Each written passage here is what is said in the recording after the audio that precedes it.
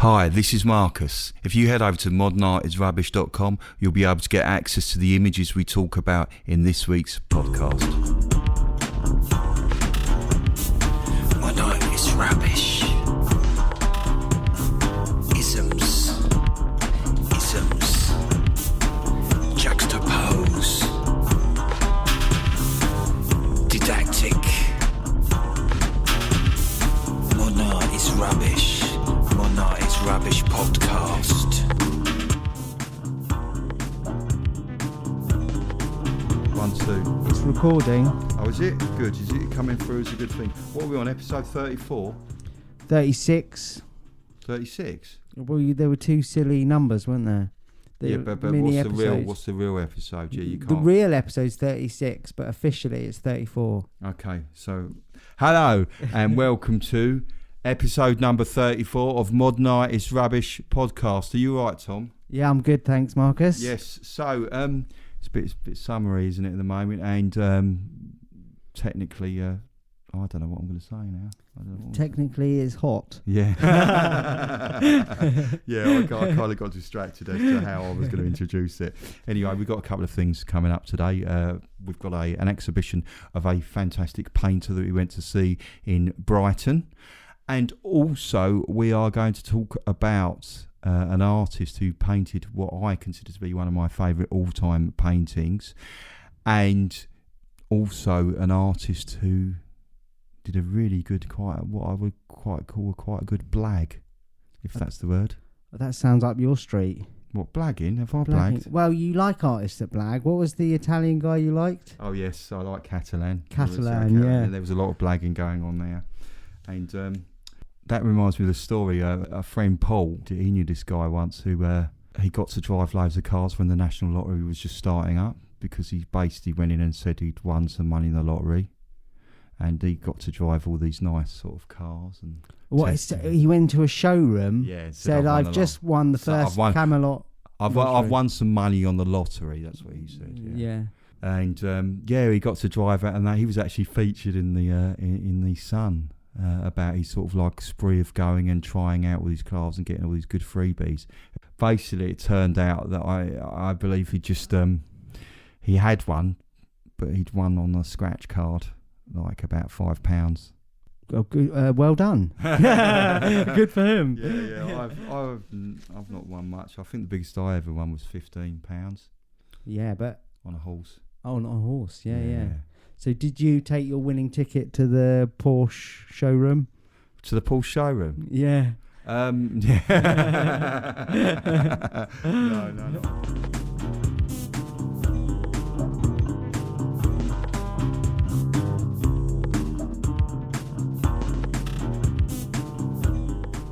So onto the first artist. So we went to a gallery show in Brighton, and we went to see an artist called Kate Sherman, who's a really, really good painter.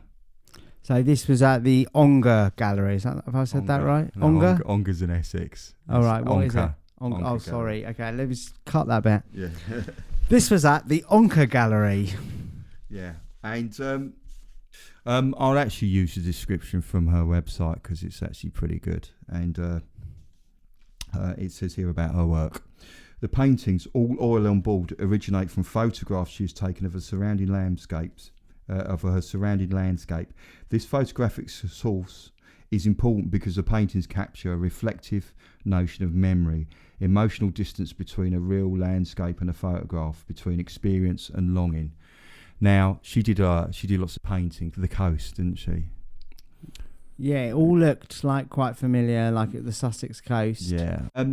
And what I really liked was with her painting, for people who might be familiar with the American artist Edward Hopper, and now Edward Hopper painted sort of scenes of real life. Right, yeah. As you do. Her work, when I saw it, it evokes memories for me of particularly of my childhood. Sort of familiar scenes, yeah, because you see that all the roads and the houses, and there was one that was just two cars parked. Yes, and it had their number plates kind of obscured. Yeah, but it was such a normal thing that you see. If you imagine going down the same street 1,000 times in your life or whatever, day in, day out. In the end, everything becomes normal. Yeah. But occasionally they will be bathed in a beautiful light. Yeah, it's almost like she's doing the job of your memory. Yes. Because there's a kind of mistiness to these pictures. Yes. There's these familiar images with a kind of mist on them, as if you're remembering something. Yeah, absolutely. And I don't know if your memory works like that, Marcus. My memory, I normally would have stuck a monster in it by now. But, in your memory, it would be slightly misted, wouldn't it, the monster? And his teeth would have a kind of funny sort of mist over it. Yes. Things can present. It was interesting how you said you had a story of your childhood. You were telling me, looking at these pictures. Yeah. Me looking at them reminded me of being a child on family holiday or something, driving up the coast to Suffolk, where my family, we used to go on holiday every year to Suffolk coast. There's something, even though the images don't necessarily look like houses on the Suffolk coast, for some reason it just reminded me of my childhood going up there. Oh yes, absolutely. I mean, it's like that, sort of looking out that window and seeing a house rush past, and also I have a pathological dislike of bungalows, and there's a painting of a bungalow here, so I always remember. So how long have you been aware of this dislike of bungalows? I don't like the word. It makes me feel funny as well. I don't know why. Oh, is it because of bungle and rainbow? Yeah, I actually prefer to call them single-story dwellings, and I just don't like the ones because they always look like truncated houses.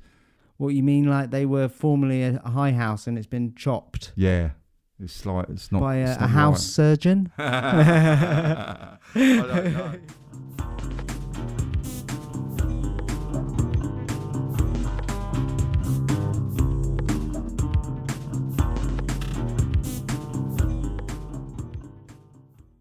So on to the next thing, which is I'm going to like to talk about the artist who painted my favourite work, which is Jules Olitski. Now, Jules Olitski is what was known is a painter that he was born in 1922, and he became famous in the 1960s, and he was actually as part of a movement called post-painterly abstraction, or PPA. Now, post-painterly abstraction came after abstract expressionism. So those of you listening at home, you're probably aware of the works of like Wilhelm de Kooning and Jackson Pollock. Very, very expressive abstract works. Clearly, you could see, if you were in front of a Pollock painting, that it's his because his marks are all over it. Those drips. And what post-painterly abstraction was it was a kind of like a movement that sprung up in sort of like the 60s, where artists kind of removed themselves from that process. So you couldn't tell necessarily who had painted it. So because there was no kind of marks, so there was obviously still a style of paint. But it might just be a big blue shape, or a big sort of abstract shape, like with Ellsworth Kelly, the artist. Or it might just be, big areas of colour, but it's not, there's no kind of drips or things that you could identify the artist that's done it. You would only be able to identify them by the style. So it's kind of like they're almost like removing themselves from the process more. So it's more abstract, less about the person and more about the painting. It's about, whereas with Pollock, it's definitely about how Pollock works and his work, and he's the person, it's an abstract and it's him there. But whereas look how great I am at painting. Look at my latest work. This is my finest. I'm going to write Pollock across the middle in big letters. Let's make it capital, shall we? Yeah. That. So Olitski, he wouldn't be like that. No. He'd be like, can you remove my name from someone's put my name on here. We want that off the painting. Can you just smudge it over? We don't want it identified. So, yeah, I know. They still put their name in the brochure. In the brochure, yeah. But they'd wipe it for fingerprints before they send it to the gallery. So, do you want to buy a quick biog about Jules Olitski? Yes, go on then, go on. So, Jules Olitski was born in Russia a part that is now actually Ukraine. And unfortunately, his father was executed before he was born. And his mother emigrated to America with him in 1923. He was actually born, by the way, Jules Olitski. And his surname, he adopted the surname Olitski. It came from what I would say would be his stepfather. But it comes from his stepfather's name. And the I in Olitski came from the fact that someone misspelt his name on a brochure and he quite liked it and stuck with it. Cool. Yeah, so that was like so if it misspells your name, just use it. So he was quite talented when he was a kid. Can I just add to the misspelling your name? I was a member of P&O Ferries when I was 4 or 5. P&O? What you say? Yeah.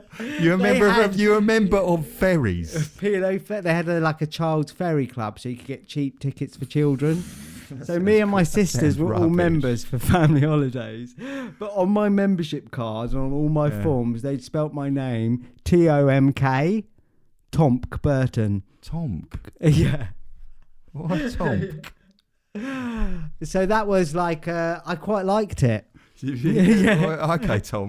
But to be honest, I didn't stick with it, which might have been an error. Yeah. Tomk. Yeah, Tom. Okay, Tomk. That's an interesting. So maybe that'll be my art name, Tomk. Tomk. Maybe that should be my modern artist rubbish name. It sounds a bit like a troll name. But not a troll, like a proper troll, not like an internet troll. In 1935, he showed an early, Olitski showed an early aptitude for drawing. What a surprise, he becomes an artist. And in 1935, he started taking the odd art class, and eventually he went on to be awarded a scholarship to study at the Pratt. Yeah, I did study at the Pratt Institute.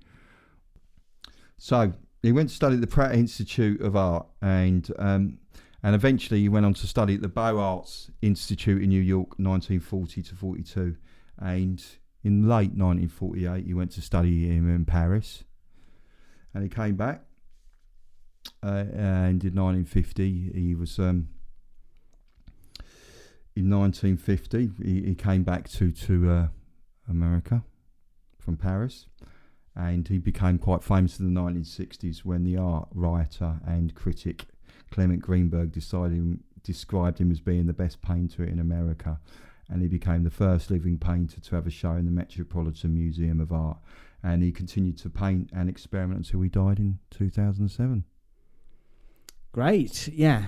So there was a little bit of a story because I did talk about the blag, but we will be talking about the blag later on, just so people are aware. But first, I'd just like to talk about a couple of his works. Yeah, so we went to the after we saw Kate Sherman, we went to the Brighton Museum. Yes. Yeah. And I was there to show you what I consider to be one of my all-time favourite paintings, which is called Open Option. Now, to describe it, it's one of those paintings where you walk into a gallery and a lot of people look at it and go, what the hell is here? What is this painting of? Yeah, it hasn't been finished. Yeah, yeah. Look at it, it's all rough there. Yeah. Can you get the painters to come back in and go over that bit? Yeah. It's that kind of thing. And then the thing is that what it is it's when you look at it, when I first saw it, I thought, I like this. And then I the next time I came into the gallery, and this is over sort of several years, I looked at it and I sat in front of it and I was thinking, is this Emperor's New Clothes, or do I genuinely like this painting? Over the last sort of 15 years or so of living in Brighton, I've probably spent at least 10 hours in front of that painting. We're just sitting in front of it? Yeah. Are you sure you're not on your phone texting, or you're just looking at the painting? Yeah, well, I might have something. I might be listening to a podcast like Modern Art is Rubbish. All right, yeah. Do you listen to it and go as you walk around galleries? Yeah, I do. Yeah. I recommend everyone does that. And the thing is, you look at this painting, as you look at it, it's a huge painting. What is it about? It's about 2 meters across the bottom, about 3 meters tall.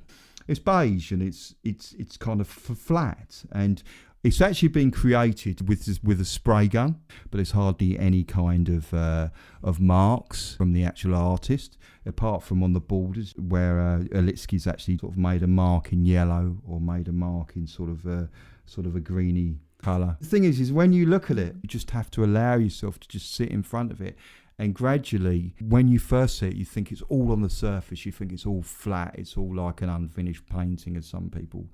You look at it and you see all these colours and you see it moving and you can see into deep. It's almost like looking into a colour cloud for me. Wow, yeah. And, So what's the most unexpected colour you found while you were sat there in front of it? When you look at it, you do see green and you do see other colours, but you also see that it's called open option and it looks endless. Whoa. Now, how he creates this effect is he uses spray guns. He's a very experimental kind of painter, so he started off staining canvases, and then gradually around the sort of like his most famous period, he would create these colours by just using spray guns, industrial spray guns, and just spraying the layers up and building it up and building it up and building it up until he creates this kind of like this cloud of colour. Have you ever used a spray gun? No, I haven't actually. I've used a toothbrush and flicked it. That's about as experimental as I got. A flicked toothbrush? Yeah, that would take ages to build a cloud up with by flicking a toothbrush. You imagine a spray gun, you could get your colour cloud going quite quick. Yeah. You see, yeah. Well, even toothbrush on a big canvas, that would be. It's and he also even experimented with a leaf blower. Oh right, yeah. So did he? I mean, a leaf blower. What did the leaves actually? Did he actually use leaves with the leaf blower, or he put paint in it? No, I assume he used it to push paint around. I don't know how. I mean, but that was before he worked out actually he should get a paint gun. Yeah, a spray gun. Yeah. So he's like, this leaf blower. It's just not working. Can we get back to B&Q? We get one of them spray guns. I mean. It's quite funny because considering that this is a quote from Jules Olitski. He actually said this once. He said, "I am apprehensive of almost anything that plugs into a wall." So he's using leaf blowers and he's using spray guns. "I am defeated by TVs and microwaves. I can handle a toaster, but short of that, I fear and tremble." So electric toothbrush, not going to go with him. Actually, I never thought about it. I could use electric toothbrush to make my paintings. So yeah. Use manual toothbrush. Because you can get the changeable heads on them. Yeah. For all the different colours. I've got a lot of old heads that I could use. Yeah. Yeah. Well, he did. He used like 3 spray guns, but for someone who's quite scared of tech. Yeah, spray guns quite advanced. Yeah. Yeah. I mean, towards the end, he would use things like squeegees, mops, and he would experiment with different gels. Because for Jules Olitski, it was all about the effects, the paint, the experimentation, and very much it was about look at this, what I've done with a painting, and it was all about the painting itself. It wasn't about him. It was about, as I say, about the artists removing themselves from the work and seeing what they can create with this surface of the paint. And in the end, he sort of his later stuff, he progressed to using mittens. So when you actually see the canvases, they're like giant canvases with like massive brush strokes because he's using mittens. So is that towards the end of his life? Because they often say like old people go back to their childhood, don't they? Towards the end. So it's like doing the handprints. Yeah. Yeah, but again, his most popular works is from the 60s, and gradually his later work he wasn't so fashionable, so he was extremely famous and extremely sought after, but because he always wanted to change, he was always a little bit indie's not the right word. I don't know if it's indie, but he didn't care. Like, he just liked about it. He liked doing his own work. Just to mention another one of his paintings, we're looking at a purple one, which is absolutely huge. Where is this one? Because the first one we've been talking about is in Brighton Museum. This one's in the Tate in London, right? And this painting is probably one of the biggest he's ever made. It's nearly 3 meters. It's nearly 6.5 meters wide by 3 meters high.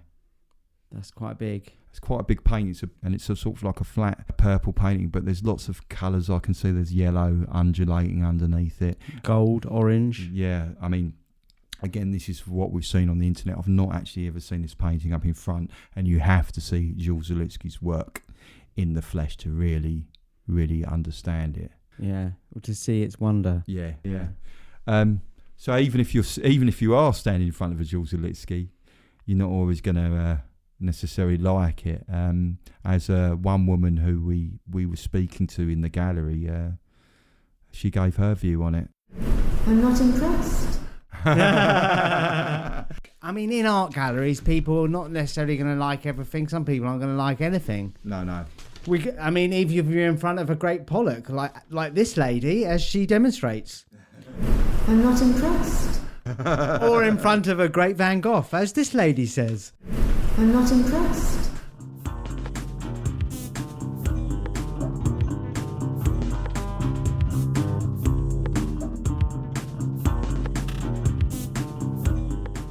I can see in your face. Well, I've been talking about all this sort of post-painterly abstraction and PPA, yeah, and wonderful paintings of the familiar and paintings that evoke memory. You've been saying, but where's the blag? Where's the blag?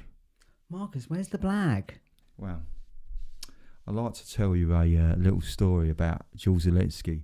When he came back from Paris, you think, oh well, yeah, you read in a biography and you just think, they just say, oh, he went to Paris and then he got his first one-man show.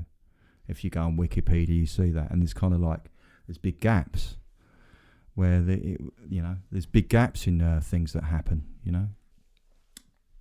When he returned back from Paris to New York, Jules Olitski had very little money to survive on, and he also had a daughter that was being looked after by his family. Now you can imagine he's there. He's got very little money, and so he lived in a cold flat in a rough area of New York. And apparently the flat he lived in was so bad, he'd wake up in the morning to find that our items in the house had been chewed by rats. Mainly books. Apparently, I think they like books. Well, I can relate to that with Toby, my pet dog. So Olitski's in his flat. Yeah. He wakes up in the morning and he's like, Toby, you've chewed my painting! So he basically, to get by, he stole paint and canvases. And he kind of saw himself as a Robin Hood kind of character. I don't know if Robin Hood just stole for himself, though, did he? But he did do some great paintings, didn't he? He painted the rich and gave them to the poor.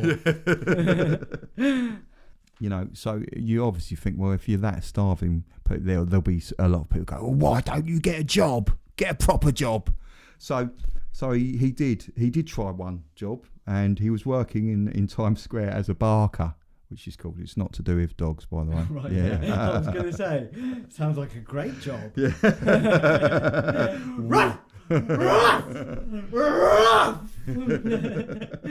So basically, you stand outside a movie theatre, and you tell people the film's going to start in 5 minutes. Quick, hurry up! The doors are closing. Get in the film. And apparently he did it so well. He was so good at this job that he was actually asked by the boss, can you come in and can you man the phones for us? Can you actually... answer the phone? Yeah, answer. Glad we clarified that one. Cleared that one. Phone security, you can't touch that handset. So basically, he would, people would ring up and ask him when the times were. But there was a little bit of a problem here because... when people would ask him what the movie was about, he would basically make up films. So if they said, "Oh, well, what's this film about?" he'd generally just make up a plot line. And have you got an example? Normally, it would involve a struggling artist, and of course, what would happen was his movie goers would complain as soon as when the movie was not as what was described to them. So people would go there thinking they were going to see one film. Moviegoers would then realise that it wasn't what he described, and they'd get very angry and eventually got the sack. I mean, if you were running a movie theatre, you would sack him, wouldn't you?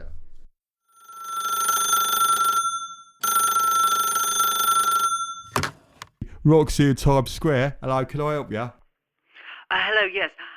My wife and I are interested in coming to your movie theatre this afternoon. We were interested in your film Back to the Future. Yeah, Back to the Future. That's great. That's about it's about a life of a struggling artist. It's a biography about his whole life from birth to death, and his entire film. He actually walks backwards with his back to the future, and at some point it's a love story, and he meets a woman coming the other way, and she's got her back to the future as well. She's walking backwards and they fall in love.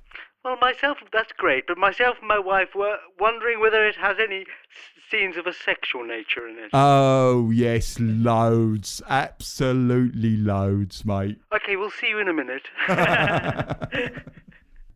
So did he try any other jobs? Well, no, this is it. He realised that he really should try and be an artist. So he grabs as many paintings as he can carry, and he sort of walks around to the smaller galleries, and he was sort of confronted by the same standard reply. You're good, but you're not for us. There's no space for your kind of work in our gallery. So what do? You've tried with the smaller galleries. Oh, let's go for the bigger ones. You might as well, if you're not getting in the smaller ones, you might as well just go big. Go big or go home. All right, yeah, go big or go home. Yeah. It's starting to go a bit Brexit again. Oh no, I'm going to bleep out that word. All right, yeah, sorry. Yeah, no Trump. Oh no Banksy. So first he went to a gallery called the Charles Egan Gallery and was informed that his work was good. And really good, as good as any of the paintings in the gallery currently showing. She said, well, if I'm as good as those painters, he asked Olitski, he said, why don't you take me on as well? And he was informed, well, we've already got those painters, why do we need you as well? If you've already got 2 really good painters on your books, you don't necessarily need another one. Yeah, two good ones enough. Why do we need 3 good painters? Go home! He tried a few other galleries with no luck. At this point you think, well, what are you going to do?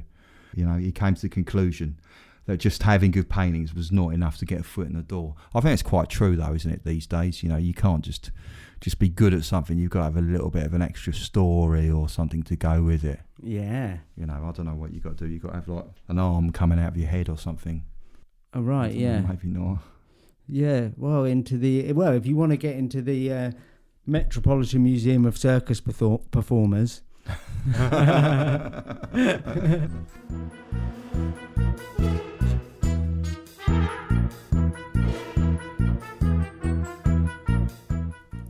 So he was walking back and he thought, well, I've got to do something. So he came up with a sort of bizarre and crazy sort of idea. So what he thought he'd do was he'd invent an artist with an incredible story and hopefully get his work in the galleries that way. He came up with the name Javel Demikov.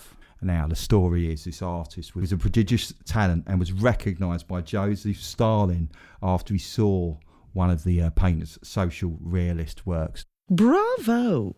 Basically, Stalin took so much of an interest in his artistic developments that he arranged for Demikov to go to Paris in 1950. And that's apparently where Olitski said he met this made-up artist. Demikov, when he got back to Moscow, he would work by day on his pictures of heroes of the USSR, and by night he secretly worked on his radical and forbidden abstract works. So this style of painting, this illicit abstract art, spread across the whole of the USSR, and it made him and this artist Demikov the enemy of the people. So he fled to America, Demikov.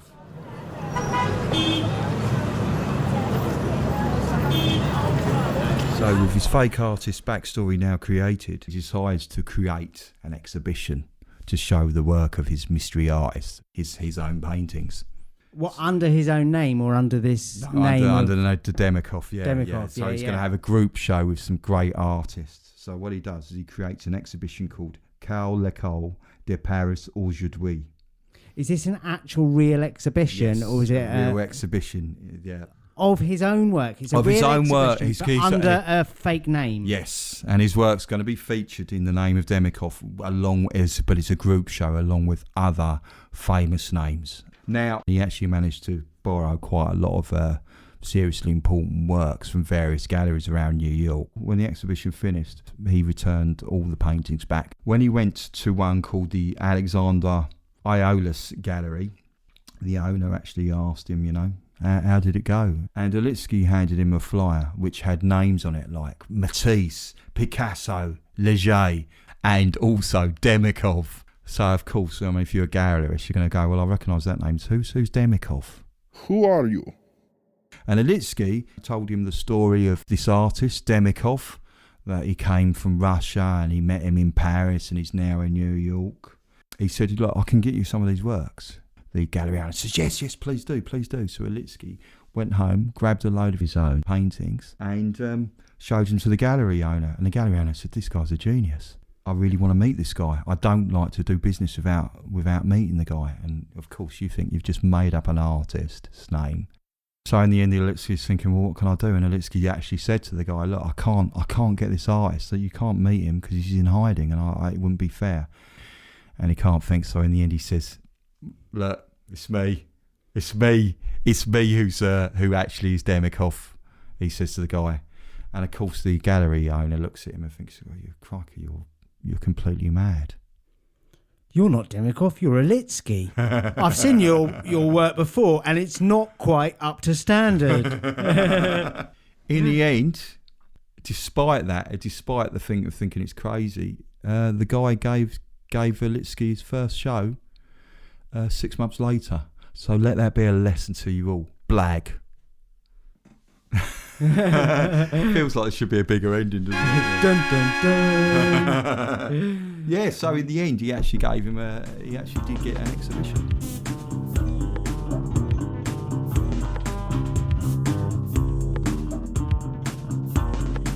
So Tom, that's our Olitski Kate Sherman mashup. Is that a mashup? Was it a mashup? Yeah, maybe. Well, they could be a mosh-up, yeah. Mosh-up, posh-up. A vegan mashup. So, if you head over to our website, what's our website address? modernartisrubbish.com. You can find all the links for our Facebook page, our Instagram, our Twitter account, Patreon, and Patreon details. So if you just head over to modernartisrubbish.com, you can find all those links there. And if you want to email us, it's info@modernartisrubbish.com. And it's just byes. Bye-bye. Bye-bye. Bye-bye. Blaggy bye. Goodbye. Boo-boo-boo-boo.